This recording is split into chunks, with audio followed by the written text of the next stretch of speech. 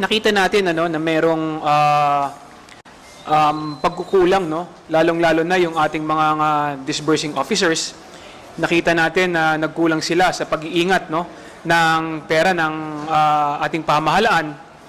At sa huli, it is a command responsibility. At talagang nakikita naman natin na lahat sila ay sumusunod lamang sa utos ng ating Vice Presidente. So sa huli, kung may makitang mga paglabag sa batas, kung may makitang kailangang may managot, kailangan akuhin ng ating Vice Presidente ang pananagutan dito sa pagkukulang. Sir, yung ganitong issue na ang nag-disburse talaga si Colonel Nolasco and Colonel Lachica, maka-cure ba nito kung sakaling yung dalawang officials na lang ang ginawang SDO o bawal dahil military officials sila?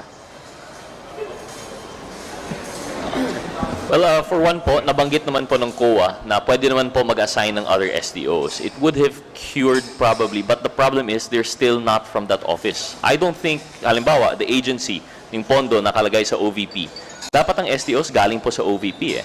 So doon pa lang, even if they did make, I don't know if you could even make security personnel from a different agency an SDO. So I don't think it would have cured it po. Although technically, you could add SDOs and that would have been a cure. Pero dahil nasa ibang opisina po, not possible, I think.